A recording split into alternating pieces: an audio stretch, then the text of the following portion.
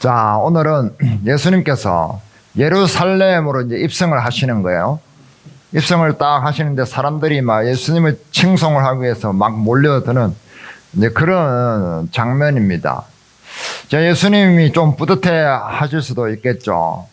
우리는 누구나 다 이렇게 칭찬받는 거를 이제 좋아하잖아요. 칭찬. 그래서 칭찬받기 위해서 우리는 뭘 해요? 칭찬받으려면 뭘 해야 돼요? 자랑을 해요, 자랑. 자랑해야 되잖아요. 그래서 남자들은 보통 어떤 자랑해요?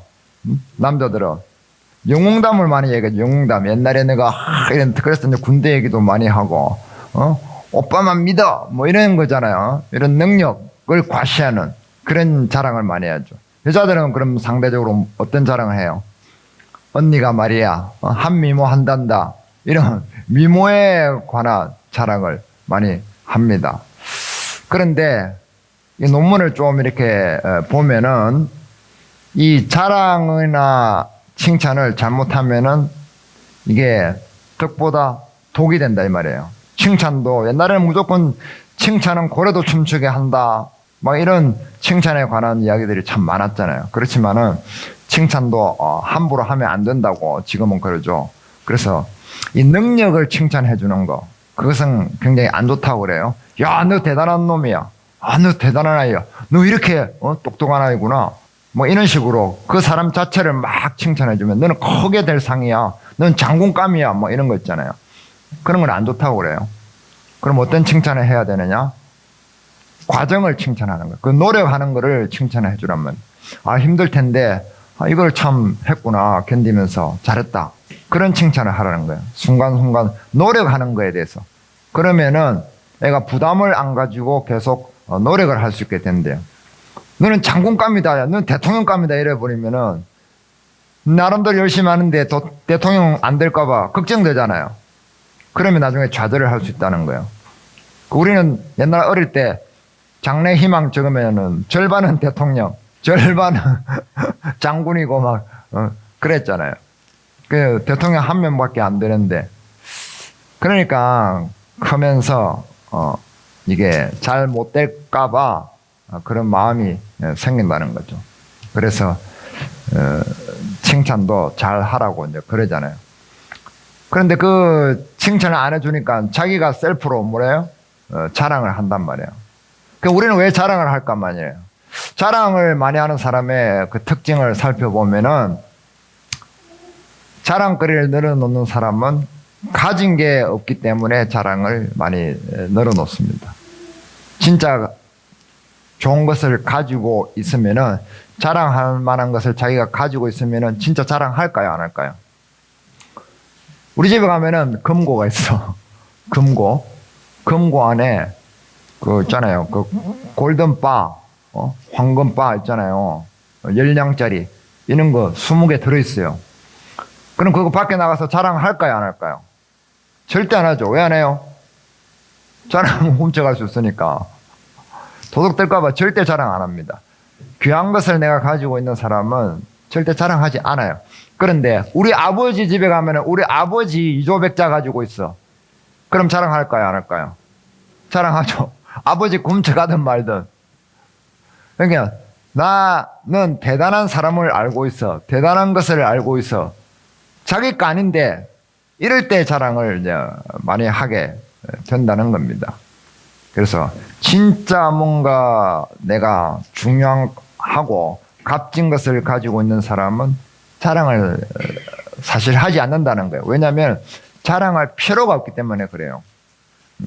자랑을 해서 다른 사람으로부터 인정을 받을 필요도 없고 다른 사람으로부터 높임을 받을 필요가 없기 때문에 그렇습니다. 그래서 우리 예수님도 칭찬받는 것을 좋아하셨어요? 안 좋아하셨어요? 예수님이 자랑하시면서 다니시는 거 있어요? 없어요? 없죠. 다른 사람들이 예수님께서 기적을 막 일으키시고 오병이어로 사람들을 막 떡을 먹이시고 하니까 예수님을 임금 삼으려고 막 달려들었잖아요. 그때 예수님께서는 도망가셨어요. 오히려 그것을 밝히지 말라고 하시고 오히려 숨기셨단 말이에요. 자기 능력을. 그런데 지금 오늘 본문은 다릅니다. 그냥 내버려 두시는 거예요. 사람들이 뛰쳐나왔습니다. 자, 그 앞에 보면은 맹인 바디메오를 고칩니다. 바디메오를 고치고 난 뒤에 예루살렘으로 입성을 합니다. 이게 연결되어 있는 그런 스토리인데요. 그러니까 사람들이 따라오는 거예요. 따라오고 여기저기서 막 쏟아져 나오는 겁니다. 야, 예수님이 바디메오를 뭐 고쳤는데 이제 하신대. 쉽게 말해서 이런 거예요. 카프레이드 하듯이. 야, 그래? 그럼 나도 가봐야 되겠는데 하면서 막 사람들이 소리 지르고 예수님 만세하고, 그 시편에 있는 그것을 인용해서 유대인들이 찬송하는 그 노랫말이 있습니다. 호산나, 호산나, 우리의 구세주, 우리의 구세주, 그분이 오셨다 하면서 난리가 난 겁니다. 앞따르는 사람들이 막 선창을 하면 뒤에서 후창을 하고 이런 식으로 막 오는 거예요.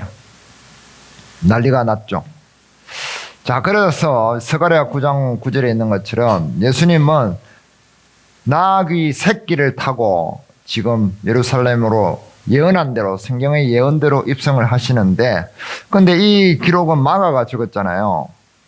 그런데 마가의 기록을 보면은 사람들이 그렇게 환호성을 지르고 예수님을 찬양하고 칭송을 하는데 예수님께서 막 손을 흔들어서 이렇게 막 개선장군처럼 한다든지 아니면 막 이렇게 어프카 세레모니를 한다든지 그런 것은 기록되어 있지 않아요. 왜 그랬을까? 왜 그런 거는 기록을 하지 않았을까? 오히려 그 뒤에 이야기를 보면 우리가 본문에서 읽은 것처럼 12절부터 보면은 무화과 나무를, 잎이 무성한 무화과 나무를 저주하고 그 다음에 그 칠에만 몰두하고 있는 이 성전을 가서 깨끗하게 심판하시는 그런 에피소드를 기록을 하고 있잖아요. 그걸 통해서 우리는 추론을 할 수가 있죠. 예수님께서는 그것을 별로 그렇게 탐탁지 않게 생각하셨을 수도 있다. 예수님께서는 사람들의 칭송을 어떻게 평가하셨을까? 나를 이렇게 막 찬양하는데 정작 나는 어떻게 생각하느냐 말이야. 그런 것을 받았을 때 한마디로 뭐였다? 껍데기였다는 거죠. 헛발질이었다는 거예요. 왜 그러냐? 자, 이 많은 무리 중에서 예수님이 죽으실 때까지 그 마음이 변치 않은 사람은 몇 프로였을까요? 이 사람들이 나중에 어떻게 변하는지 우리는 봅시다. 자, 마가복음 15장, 다른 성경 갈 필요 없이 15장. 빌라도가 또 대답하여 이르되 그러면 너희가 유대인의 왕이라 하는 일을 내가 어떻게 하랴? 그들이 다시 소리 지르되 그를 십자가에 못 박게 하소서. 빌라도가 이르되 어찌미냐 무슨 악한 일을 하였느냐 하니 더욱 소리 지르되 십자가에 못 박게 하소서 하는지라. 빌라도가 무리에게 만족을 주고자 하여 바라바는 놓아주고 예수는 채찍질하고 십자가에 못 박히게 넘겨주니라. 자, 이 군중과 지금 뒤따라오는 군중과 별반 다르지 않은 사람들이라는 거죠. 예수님은 우리의 민족을 해방시켜 줄 구세주야. 우리를 먹여 살려줄 그런 구세주야 라고 소리를 쳤지만 조금 뒤에 예수님께서 그들의 요구를 들어주지 않으니까 예수님은 십자가에 못 박아 죽이라고 돌변하는 거예요. 이중인격자들, 기회주의자들. 껍데기로는 지금 예수님을 호산나 호산나 찬양하고 있지만은 속내는 다 있다는 거예요. 다르다는 거. 예수님의 지금 12 제자들은 나귀 옆에서 근접 호위를 하고 있을 겁니다. 근접 호위. 사람들이 막 환호성을 지르니까 야, 우리가 첫건이야, 첫건 하고 예수님 옆에서 쫙 따라갔겠죠. 근데 그 예수님의 12 제자가 예수님 죽을 때 끝까지 같이 했습니까? 도망갔잖아요. 다 도망갔잖아요. 한 명은 은 30냥에 예수님을 자기 스승을 팔아먹고 이게 그들의 민낯이었다는 거예요. 민낯. 예수님께서는 그것을 모르셨을 리가 없잖아요. 다 아셨잖아요. 그렇기 때문에 그들의 그 환호성에 화답할 수가 없었던 것입니다. 그리고 또 다른 이유가 있습니다. 그것은 나중에 또 나오겠죠. 그래서 이 사람들이 정치적으로 독립을 원하고 육신적으로 잘 먹고 잘 살게 해주는 영광스러운 메시아로 여기면서 껍데기만 칭송한다는 것을 예수님께서는 아셨습니다. 우리는 예수님을 칭송을 해야 되지만은 그 칭송해야 될 그 이유를 모른다는 거예요. 그 내용을 모른다는 겁니다. 그 내용을 알아야 된다는 거죠. 그럼 우리는 어떻게 예수님을 칭송해야 되냐 이 말이에요. 그리고 왜 그래야 되냐 이 말이에요. 왜 그래야 되냐. 왜 예수님을 칭송해야 되고 왜 우리가 그래야 되죠? 그걸 알아야 되는 거예요. 알맹이. 그 알맹이를 이제 알아보는 겁니다. 자, 보세요. 다시 11장으로 돌아갑니다. 이르시되 너희는 맞은편 마을로 가라. 그리로 들어가면 곧 아직 아무도 타보지 않은 나귀 새끼가 메어 있는 것을 보리니 풀어 끌고 오라. 만일 누가 너희에게 왜 이렇게 하느냐 묻거든 주가 쓰시겠다 하라. 그리하면 즉시 이리로 보내리라 하시니. 자, 예수님께서는 자기가 이 우주 만물의 주인이라는 것을 이제 드러내시는 거예요. 본격적으로. 그래서 주가 쓰시겠다. 이 주라는 말은 퀴리오스입니다. 이 퀴리오스는 그때 당시 로마잖아요. 로마의 황제에게 부르는 명칭이에요. 내 주인. 생명의 주인이라는 뜻입니다. 내 생명이 저 사람에게, 저 사람 손에 달려있다. 이 말이에요. 그래서 예수님은 이 우주 만물 창조주 자기 본인이시라는 것을, 본질이시라는 것을 이제 드러내시는 거예요. 그래서 그 나귀 주인이 있는데 그 주인한테 가가지고 나귀를 풀어오면서 야, 내 나귀 왜 풀어? 이러니까 주가 쓰시겠다는데요. 주인이 가져오라는데요. 이게 말이 안 맞잖아요. 주인한테 주인이 가져오라는데요. 무슨 말이에요? 그 나귀의 주인은 나귀를 만든 사람이 아니에요. 나귀가 태어나 있는 나귀를 자기가 사온 사람이지. 그 관리하는 거예요, 관리. 우리가 양파를 시장에 가서 사왔잖아요. 양파를 내가 시장에 사오면 내 거예요. 우리는 그렇게 알고 있죠. 그런데 양파가 내 게 아니에요. 양파는 하나님 거예요, 하나님 거. 하나님이 사람에게 줘가지고 기르도록 한 거예요. 그래가지고 기름 값을 우리는 사오는 거예요. 그래서 내 것이라고 생각을 하지만은 실제 그 양파는 하나님 거란 말이에요. 그래서 나귀도 하나님 거예요. 그런데 우리가 주인 행세를 하면 되겠어요? 그러니까 이 주인은, 나귀 주인은 그걸 잘 알았던 거예요. 이렇게 우리가 예수님을 이 우주 만물의 주인으로 대접을 해드려야 된다 이 말이에요. 그런데 그 주인을 몰라보고 내가 주인 행세를 하면은 안 된다 이 말이에요. 자, 알바트로스의 우물이라는 동화가 있습니다. 외국 동화인데 아주 그 사막에 오아시스가 있는데 사막 있죠, 사막. 사막에 우물이 딱 하나 있어요, 우물이. 그 우물 주인 이름이 알바트로스예요, 알바트로스. 자, 그런데 그 우물은 끝없이 물이 그렇게 풍성하게 솟아올라요. 그래서 그 마을 사람들이 아무나 막 가서 막 자기 필요할 때 막 두레방만 가져가면 퍼담아가지고 충분히 먹고 마시고 뭐 빨래도 하고 다 하는 거예요. 근데 그 우물의 주인이 사람들이 있는지도 몰라요. 왜? 이 주인이 이 우물 가지고 한 번도 자랑한 적도 없고 이 우물이 내 거라고 한 번도 말한 적이 없어요. 그런데 어느 날 이 주인이 어디 커피 먼 나라에 여행을 갈 일이 있었어요. 그래서 자기 종한테 우물을 맡기는 거야. 야, 너 이 우물 잘 지켜. 어디서 다른 데서 침략해 오면 이거 잘 지키고 마을 사람들에게 공짜로 줘. 응? 그러고 이제 떠난 거예요. 그러니까 이 우물지기가 마음이 싹 변해가지고 가만히 있어봐. 이 마을에 우물 이거밖에 없잖아. 돈 되겠는데? 야, 그거 이제 우물 퍼갈 때 5달러씩 바쳐. 돈을 받는 거예요, 그때부터.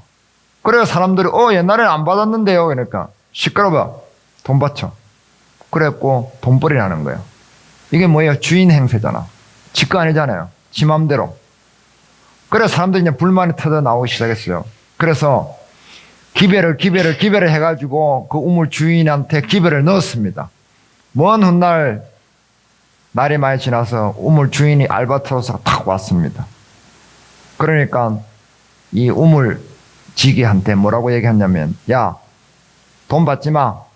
이 우물 네 거야 내 거지 돈 받지 마 이러니까 이 친구가 이제 말을 안 들어. 시끄러워요.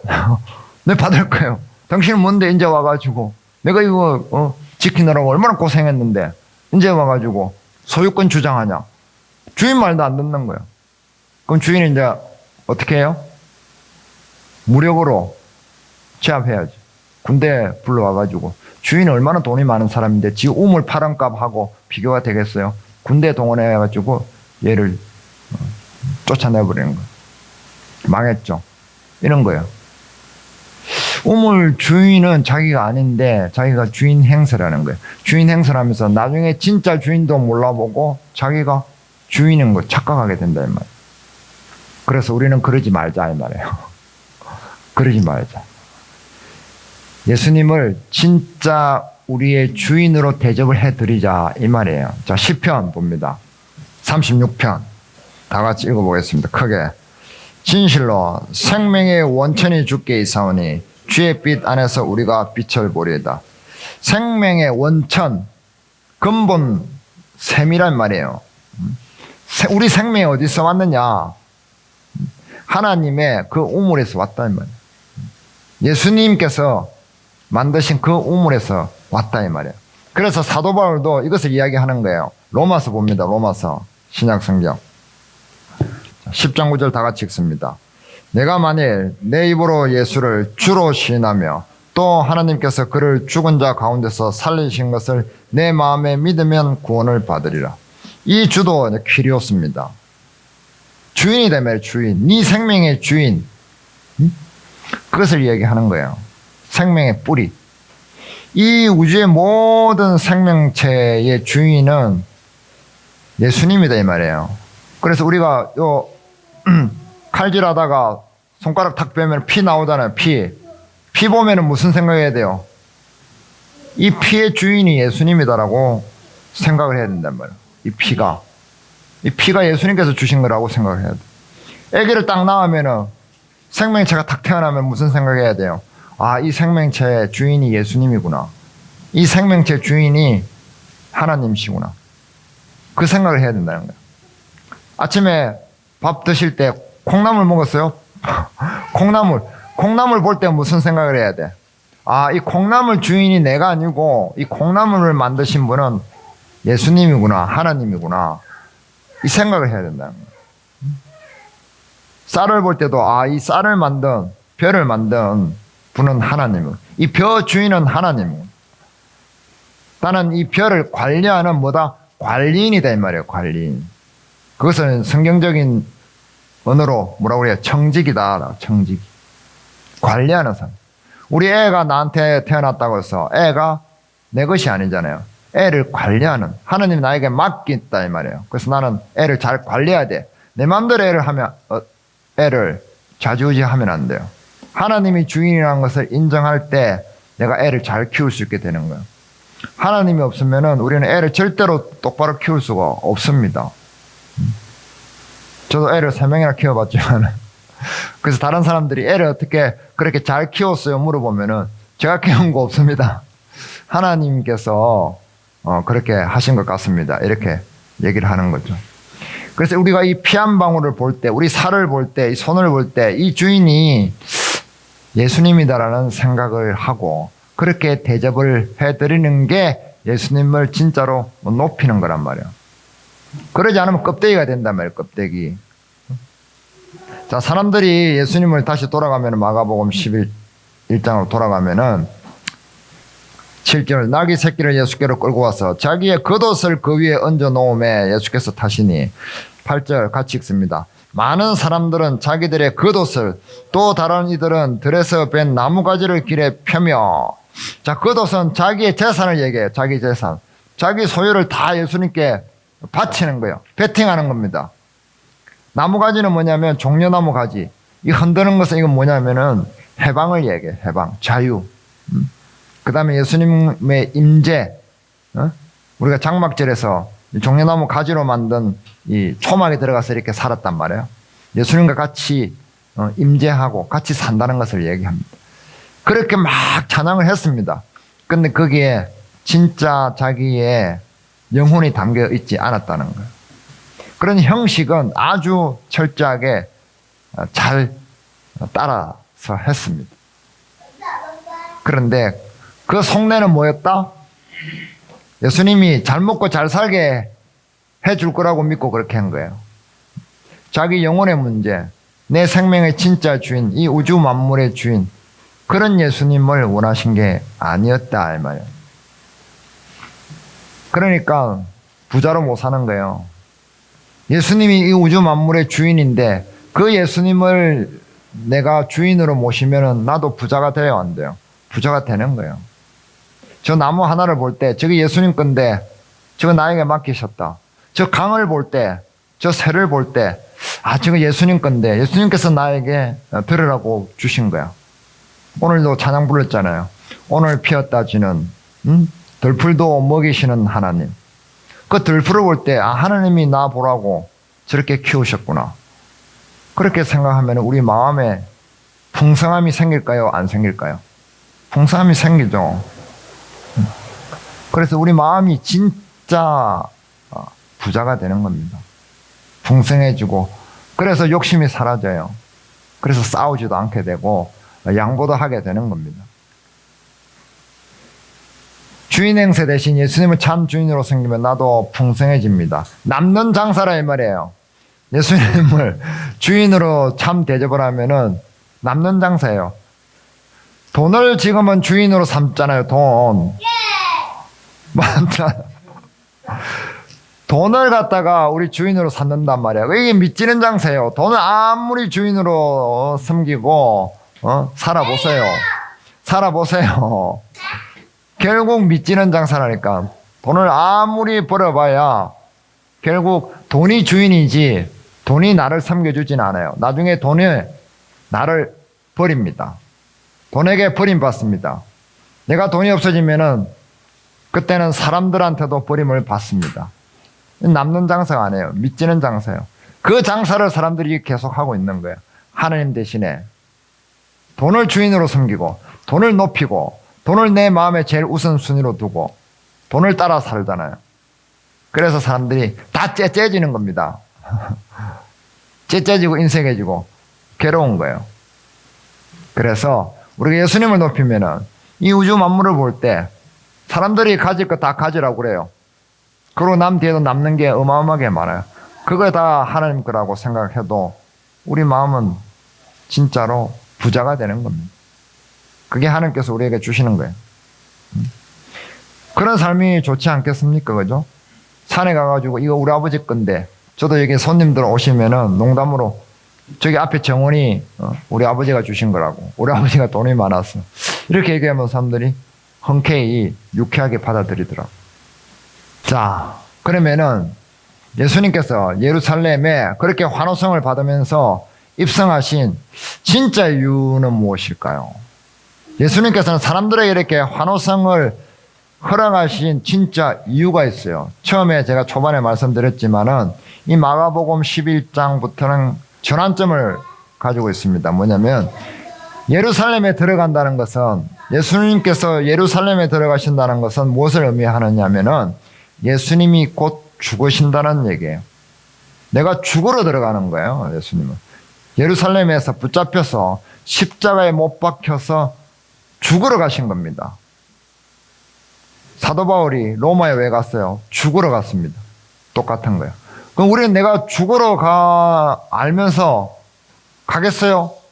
네. 안 가죠. 내가 죽을 걸 뻔히 알면서 죽으러 가는 사람은 아무도 없어요. 그래서 예수님께서는 자기의 죽음을 온 사방 그 동네에 있는 모든 사람들에게 알리시려고 그렇게 환호성을 치고 난리법석을 뜨는 것을 허락을 하신 거예요. 자기의 멋짐을 알려고 한 것이 아니라 뭐다? 자기의 죽음을 피하시려고 하신 거예요. 자기의 죽음을. 그것이 예수님께서 그렇게 요란하게 예루살렘에 입성하신 진짜 이유란 말이에요.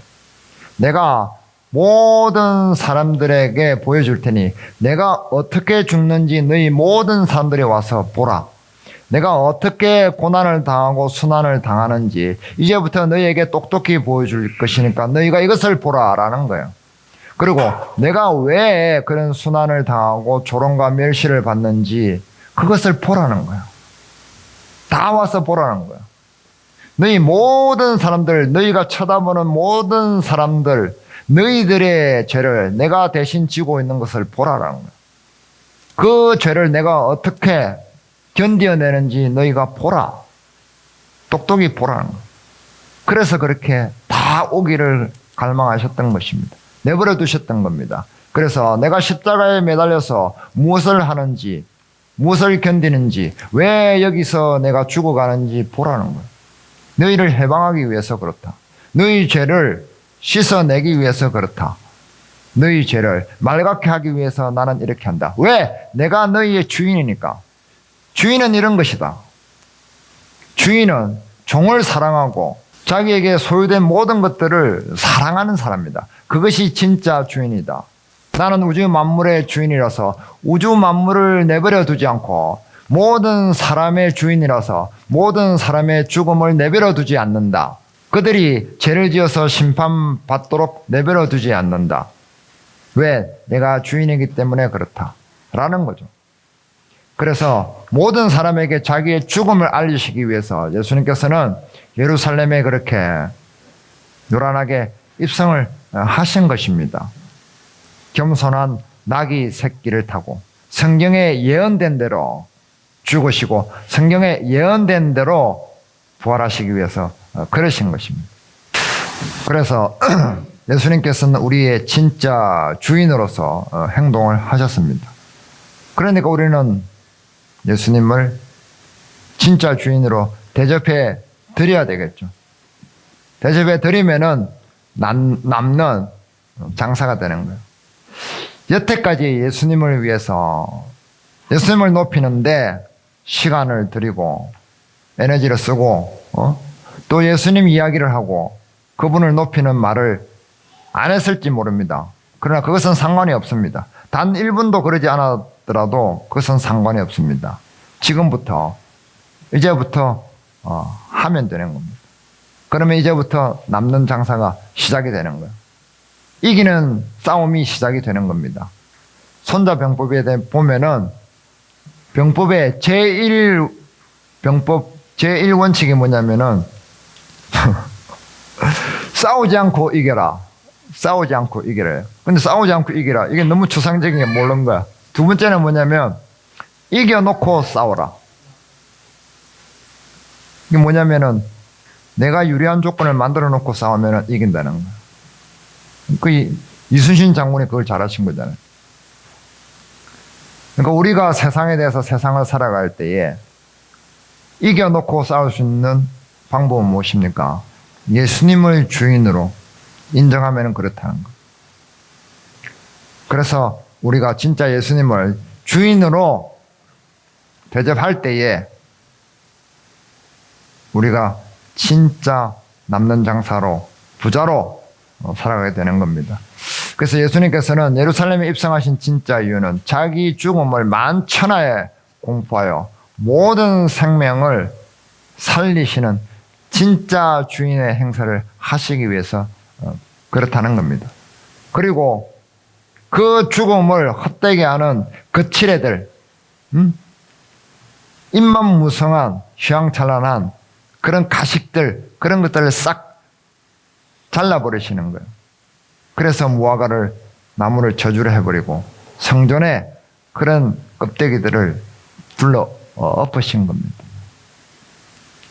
알맹이만, 진짜 알맹이만 남기시기 위해서, 그것을 가지고 죽음으로 가시기 위해서 그렇게 하신 겁니다. 기도하겠습니다.